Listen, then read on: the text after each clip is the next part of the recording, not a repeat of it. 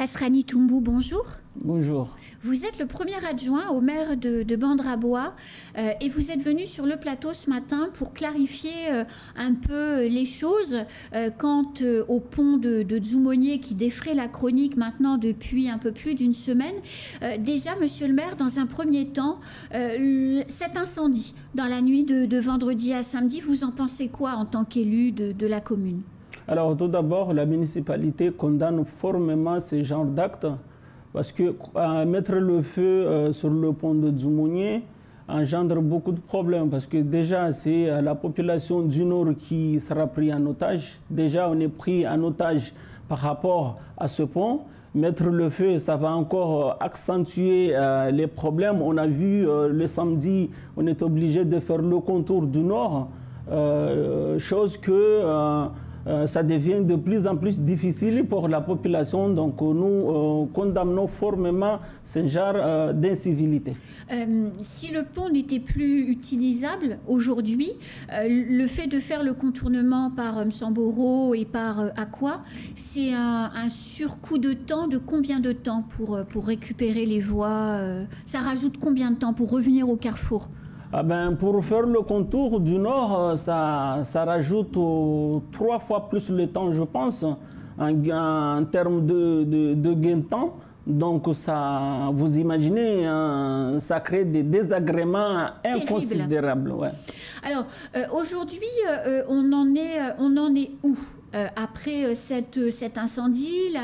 La circulation sur le pont a été rétablie dimanche après-midi, mais pour des véhicules plus légers et en roulant doucement. Bon, en même temps, on ne peut pas rouler vite sur ce pont. Ben, tout à fait, mais il faut savoir que depuis l'incendie du pont, comme vous l'avez dit, le tonnage a été rabaissé à 3,5 tonnes. Ça veut dire que les voitures supérieures à 3,5 tonnes ne peuvent pas passer sur le pont. Déjà, donc, plus de camionnettes, plus de camions plateaux. Plus de camionnettes plateaux. Déjà, on était limité à 19, c'était assez compliqué. N'en parlons pas au jour d'aujourd'hui, à 3,5 tonnes. C'est plus que intenable. C'est toute l'activité économique en réalité des artisans et des commerçants locaux qui est là mise à mal. Ben, tout à fait, tout à fait. Et là, il n'y a rien à dire. Hein. La population du Nord continue malheureusement à subir des lourdes conséquences en termes de circulation. Alors, monsieur le maire, pourquoi est-ce que les habitants de Dzoumogné se sont énervés lundi dernier et ont commencé à bloquer la circulation autour de ce pont? Parce que tout est parti de là. La problématique du pont de Dzoumogné, elle est connue depuis très longtemps. Enfin, personne ne découvre ce dossier. Pourtant, lundi dernier, un certain nombre d'habitants de Dzoumogné ont décidé qu'ils en avaient marre. Ils ont commencé à bloquer la circulation à côté de la station-service en disant haut et fort qu'ils souhaitaient que le pont soit remplacé avant la saison des pluies par un pont à double voie de circulation et avec une voie sécurisée de passage pour les piétons. Alors, je souhaiterais mettre les choses sur place. Oui. Il faut savoir, parce qu'on dit les habitants de Dzoumogné, jeudi dernier, quand on a eu la réunion à la mairie, ce n'était pas les habitants de Dzoumogné.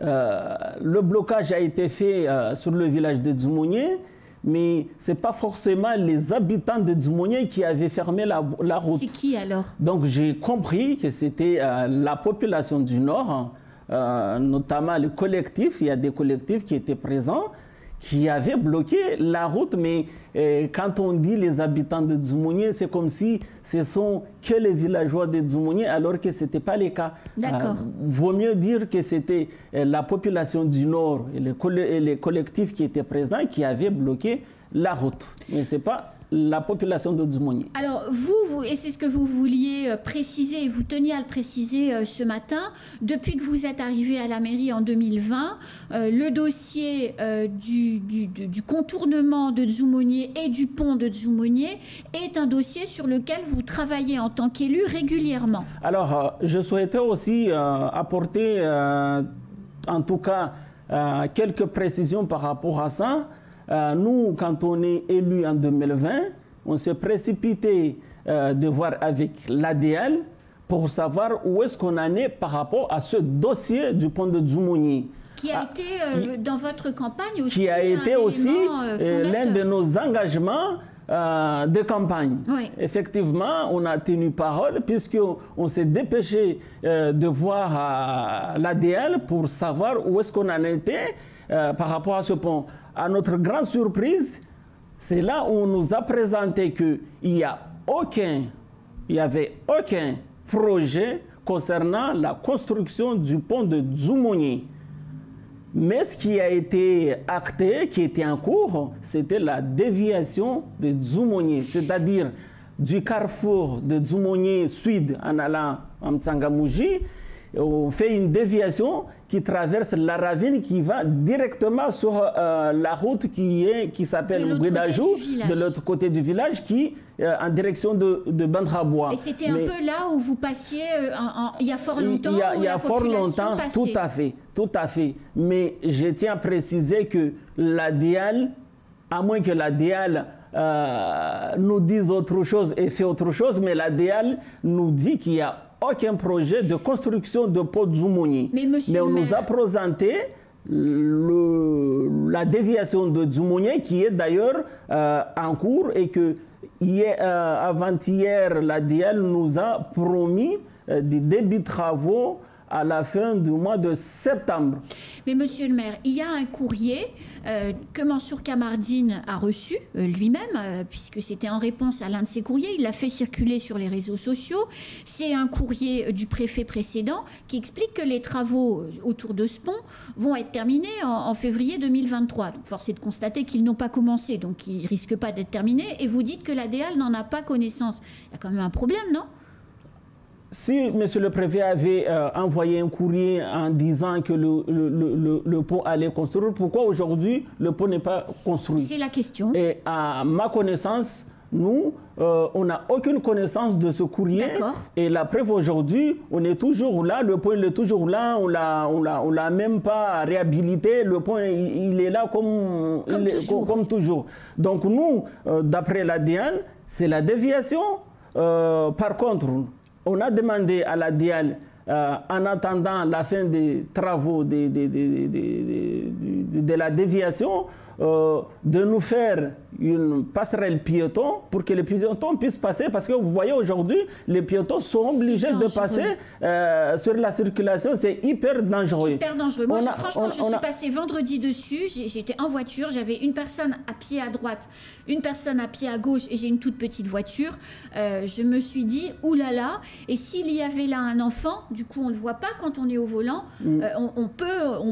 ça peut conduire à des accidents graves. Non, mais de toute façon, ça, tout le monde le constate, tout le monde le dit. Et nous, on avait dit en parallèle, en attendant la fin des travaux de la déviation, première chose, je vous ai dit tout à l'heure, la passerelle pour les piétons puissent passer en toute sécurité. La deuxième chose, on avait demandé à ce que le tonnage de ce pont soit revu à la hausse. Aujourd'hui, les voitures à supérieur de 19 tonnes ne peuvent pas passer sur le pont. On a demandé... C'était avant l'incendie, bien évidemment. On avait demandé, ça remonte déjà à 5-6 mois en arrière, on avait demandé à ce que le tonnage soit revu à la hausse pour au moins les véhicules ou les poids lourds de 29 tonnes puissent passer. Chose qu'au jour d'aujourd'hui, la DIAL ne nous a donné aucune réponse. Mais qu'est-ce qu'ils ont fait pendant 5-6 mois? Pourquoi que vous posiez la question, c'est légitime. Qu'ils disent qu'ils doivent faire une étude pour savoir si le pont va tenir, c'est tout à fait logique. Enfin, jusque-là, pas de souci. Mais ça fait 6 mois. Oui, mais pourquoi ils ne donnent pas de réponse? Mais je pense que cette question devrait être posée à l'ADL.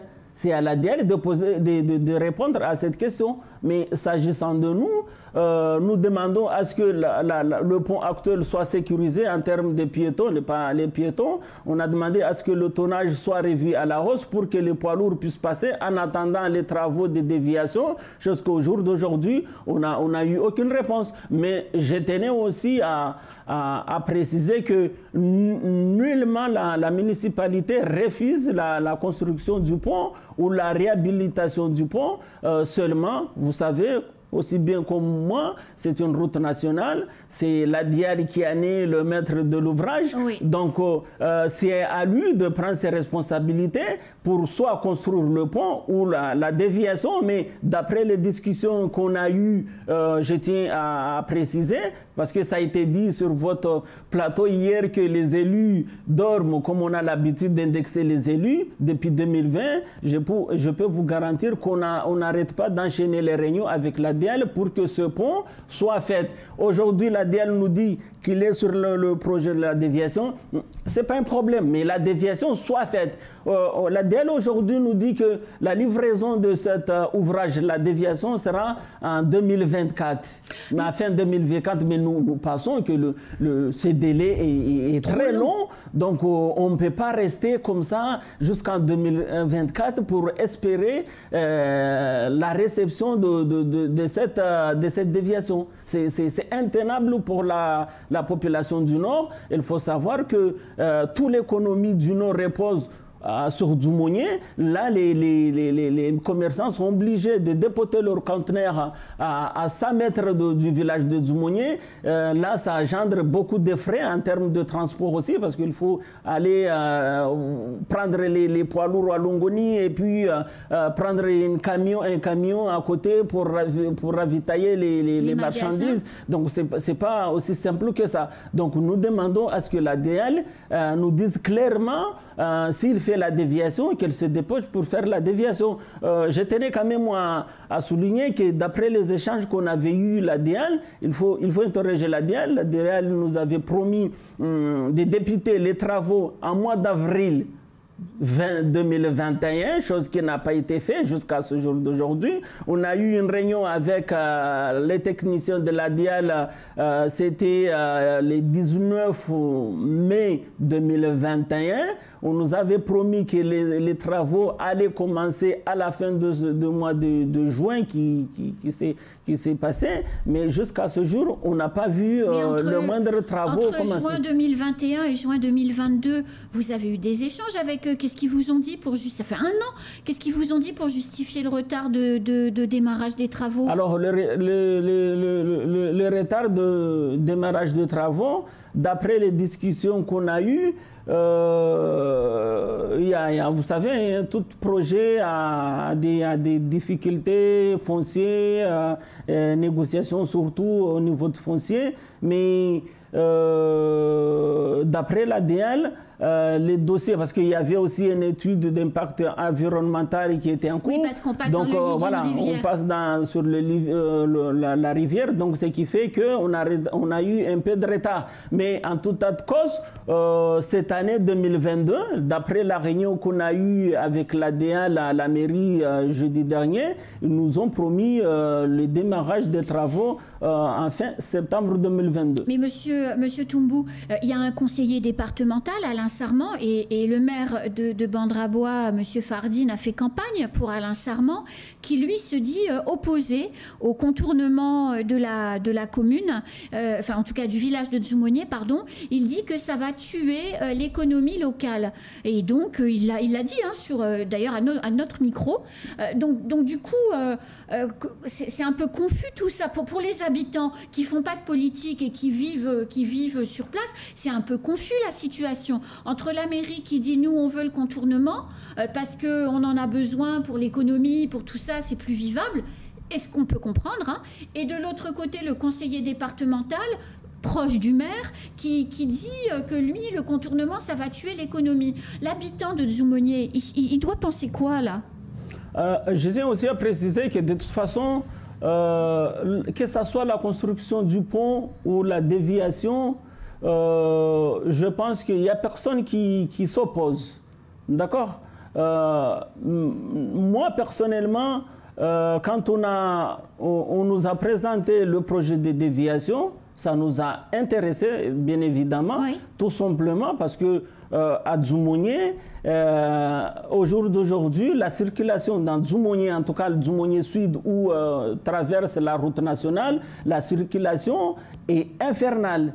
La circulation est déjà compliquée aujourd'hui, donc n'en parlons pas pour les poids lourds. Si les poids lourds passent sur ce pont qui vont traverser dans Dzoumogné, avec tous les commerces qu'il y a à Dzoumogné, ça va engendrer beaucoup des embouteillages au niveau de Dzoumogné. Aujourd'hui, tout Mayotte réclame que les routes soient construites d'une manière à ne pas traverser les villages pour garantir la sécurité des populations. Oui. Raison pour laquelle que moi, personnellement, je me dis la déviation de cette route nous est très favorable, tout simplement parce que ça évitera les accidents dans Dzoumogné. Et après, s'agissant des commerces, mais ce n'est pas du tout l'objectif de tuer les commerces de Dzoumogné, puisqu'il y a une route au sud de Dzoumogné, il y a une route au nord de Dzoumogné qui permettra à celles et celles qui veulent rentrer sur Dzoumogné d'entrer à Dzoumogné sans le moindre souci. Et pour s'agissant de la grande circulation, la circulation, celui ou celle qui n'a pas envie de rentrer dans Dzoumogné, elle passera par la déviation directement pour aller à Mtsamboro ou à Mamoudzou. Autre question. Le pont qui permettait aux autocars avant l'incendie de passer, puisqu'il était emprunté par les autocars de transport scolaire. Là, 19 tonnes, c'est fini. On est revenu à 3,5 tonnes. La rentrée des classes, c'est dans un mois et demi.